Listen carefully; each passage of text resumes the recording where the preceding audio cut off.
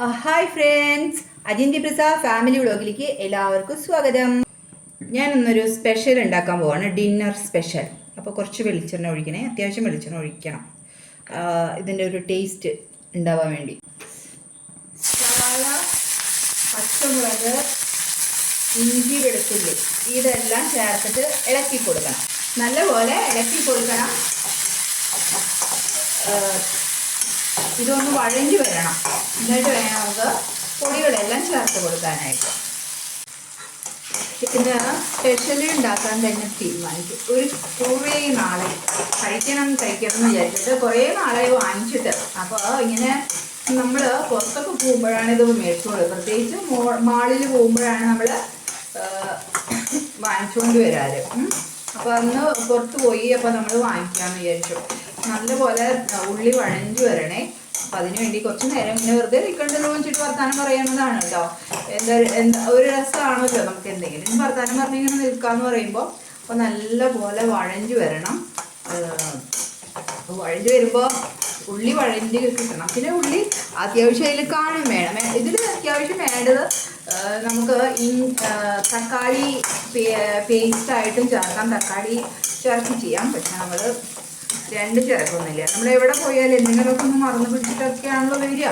അപ്പം അതുകൊണ്ട് അപ്പോൾ നമ്മളതൊന്നും നമ്മൾ ചേർക്കുന്നില്ല. നമ്മൾ ഉള്ളിയും സവാളയും വെളുത്തുള്ളിയും ഇഞ്ചിയും പച്ചമുളകും കൂടി ഒരുമിച്ച് വഴച്ചെടുക്കുകയാണ്. കഷ്ണം ഇങ്ങനെ വല്ലാണ്ട് ബ്രൗൺ കളർ ആവണമെന്നൊന്നുമില്ല. ഇങ്ങനെ ജസ്റ്റ് വഴഞ്ഞാൽ മതി. അത്യാവശ്യം ഇങ്ങനെ നല്ലപോലെ വഴഞ്ഞ് കിട്ടിയാൽ മതി കേട്ടോ. അതാണ് അതിൻ്റെ. അപ്പോൾ ഉള്ളിലേക്ക് ഇങ്ങനെ കടിക്കാനായിട്ട് നമുക്ക് കിട്ടും. സവാള കുറച്ച് വഴഞ്ഞ് വന്നിട്ടുണ്ട്. അത്യാവശ്യം നമുക്ക് മല്ലിപ്പൊടി ചേർത്ത് കൊടുക്കണം കേട്ടോ. മഞ്ഞൾപ്പൊടി ചേർത്ത് കൊടുക്കുക. നമുക്കിതിലേക്ക് കുറച്ച് മല്ലിപ്പൊടിയുടെ ആവശ്യമുണ്ട്. മല്ലിപ്പൊടി ചേർത്ത് കൊടുക്കുക. മല്ലിപ്പൊടി ചേർത്ത് കൊടുക്കണം. മല്ലിപ്പൊടി പിന്നെ നമുക്ക് ആവശ്യം കുറച്ച് മുളക് പൊടി തന്നെയാണ്. അപ്പോൾ ഞാൻ മുളക് പൊടി ഉണ്ട്, വേറെ പാത്രത്തിലുണ്ട്. എന്നാലും ആവശ്യമുള്ള ഇതിലുള്ള മുളക് പൊടി ചേർത്ത് കൊടുത്തു കേട്ടോ. അപ്പം അത് നല്ലതാണ്. അപ്പം അങ്ങനെ ഫുള്ള് കഴിഞ്ഞിട്ടാണ് ഞാൻ പുതിയത് എടുക്കാറുള്ളൂ. അതുകൊണ്ട് അതൊക്കെ ചേർത്ത് ഇനി ഇതങ്ങോട്ട് കൂട്ടി പിടിച്ചങ്ങോട്ട് ഇളക്കണം.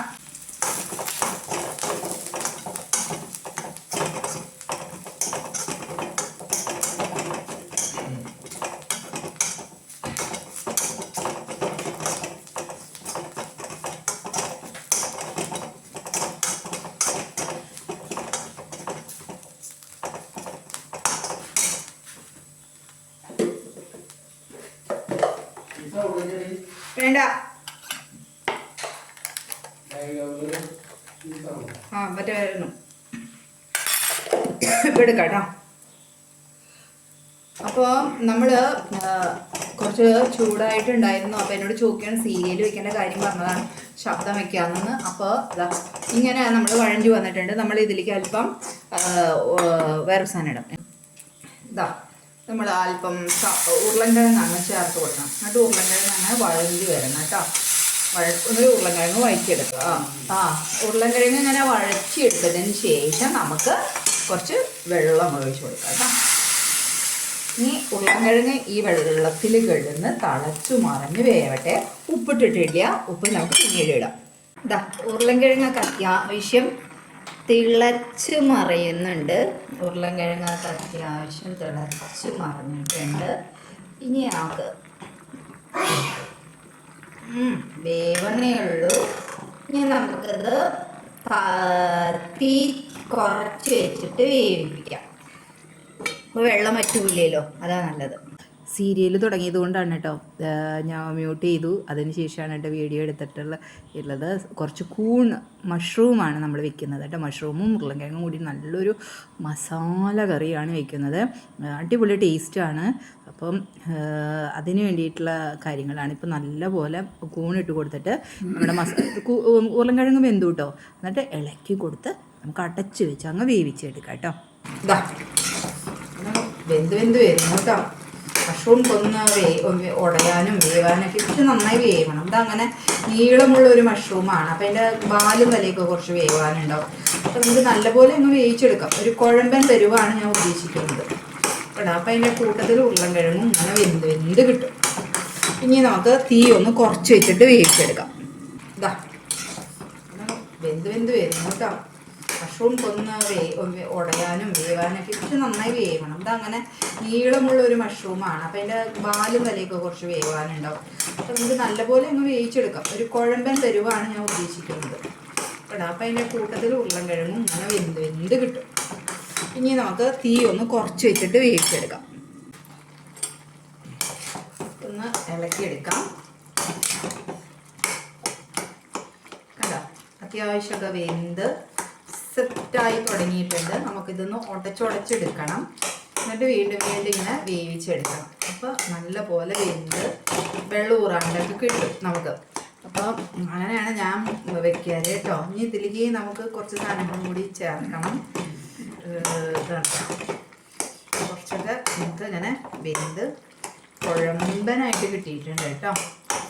നല്ല എരിവൊക്കെ ഉണ്ട്. എന്നുവെച്ചാൽ 4 പച്ചമുളക് ഇട്ടുണ്ട്. പിന്നെ അത്യാവശ്യം മുളകും പൊടി ഫുള്ള് ചേർത്തിട്ടുണ്ട് ഞാൻ. എന്നാലല്ലേ ടേസ്റ്റൊക്കെ ഉണ്ടാവുള്ളൂ എന്ന് വിചാരിച്ചിട്ട് കെട്ടിക്കട്ടേന്ന് വിചാരിച്ചിട്ടാ. ആ ചേട്ടന് ചുമന്ന് തുടങ്ങിയെന്ന് പറഞ്ഞു. നല്ല എരിവുണ്ടാവും എന്ന് മനസ്സിലായി എനിക്ക് അപ്പം തന്നെ. അപ്പോൾ നമുക്ക് നല്ലപോലെ ഉടച്ചെടുത്തിട്ടുണ്ട് മഷ്റൂം. ഒന്നും കൂടി ഒന്ന് ആവി കയറിക്കോട്ടെ കേട്ടോ. ഒന്നും കൂടി ഒന്ന് ആവി കയറട്ടെ ഇത്. എന്നിട്ട് നമുക്ക് കേട്ടോ നല്ലപോലെ തിളച്ചു. നല്ലപോലെ ഒരു കുഴമ്പനൊക്കെ ആയിട്ടുണ്ട്. ഞാൻ അത്യാവശ്യം നല്ല രീതിയിൽ മല്ലിയില ചേർക്കുന്നുണ്ട് കേട്ടോ. എനിക്ക് മല്ലിയില നല്ലതാണല്ലോ.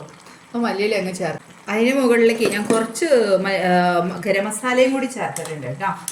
ഗരം മസാല. എന്നിട്ട് നമ്മൾ ഇതങ്ങ് ഇളക്കി കൊടുക്കണം. അപ്പോഴാണ് ഈ മല്ലിയിലയൊക്കെ ഇതിലേക്ക് പിടിക്കുമ്പോഴാണ് അതിൻ്റെ ഒരു നല്ല സ്മെല്ല. ഇത് നമ്മുടെ സ്പെഷ്യൽ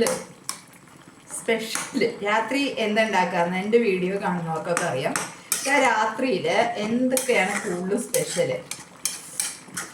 കമൻറ്റ് ഇടുന്നവർക്ക് 1ാം സമ്മാനം.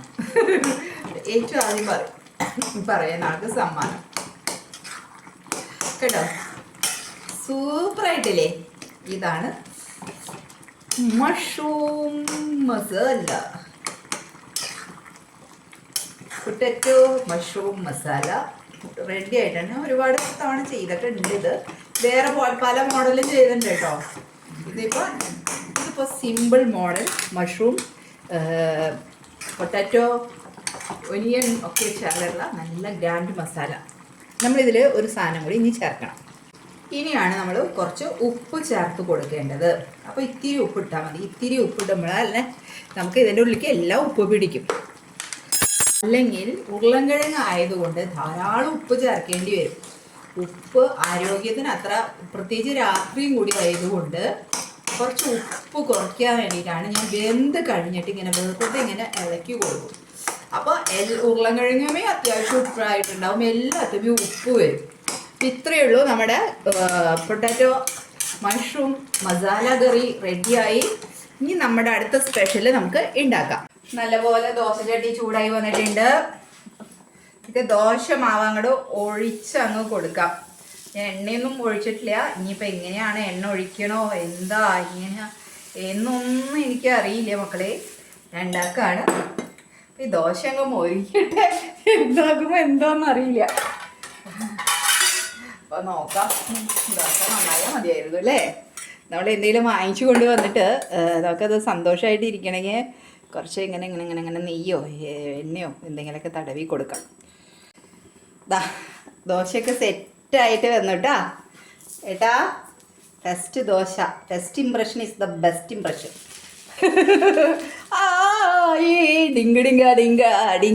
ഡിങ്ക. എനിക്ക് മനസ്സിലായി. കുറച്ചുകൂടി വട്ടാക്കാം. ഇത്തിരി കൂടി വലിയ ദോശ ഉണ്ടാക്കാം. ഇപ്പം ഇത്രയും നാൾ നമ്മൾ ചെറിയ ദോശയല്ലേ ഉണ്ടാക്കാറ്. ഞങ്ങൾക്ക് വലിയ ദോശ ഉണ്ടാക്കാം. അപ്പം അങ്ങനെ ഈ കയ്യിലും വാങ്ങിച്ചിട്ടുണ്ട് കേട്ടോ.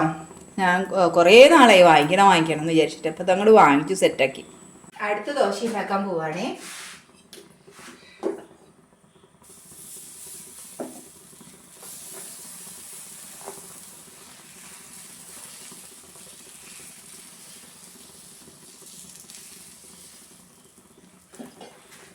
അങ്ങനെ അടുത്തൊരു ദോശയും കൂടി ഉണ്ടാക്കി. കുറച്ച് വലിയ ദോശ ഉണ്ടാക്കി. അപ്പോഴേ എൻ്റെ ദോശയൊക്കെ സെറ്റായി. അടി പിടിക്കാണ്ടൊക്കെ കെട്ടി തുടങ്ങി. അപ്പോൾ അജിന്തി പ്രസാദ് ഞങ്ങൾ ഫുഡൊക്കെ ഉണ്ടാക്കി കഴിക്കട്ടെ കേട്ടാ. അപ്പോൾ എല്ലാവരും ഡിന്നർ കഴിക്കൂ. അജിന്തി പ്രസാദ് ഫാമിലിയുള്ള signing off. Tata, bye bye. വേണ്ട, ഞാൻ ഭക്ഷണം പ്ലേറ്റിലിട്ടതും കൂടി കാണിച്ചു തരാം നിങ്ങൾക്ക്. കണ്ടോ, ദോശയും നല്ല ചുടാ കൂട്ടാനും കഴിക്കുകയാണേ. അപ്പം അജിന്തി പ്രസാദ് ഫാമിലിയുടെ signing off. Tata, bye by. ഒരിക്കൽ കൂടെ കഴിക്കട്ടെ കേട്ടോ.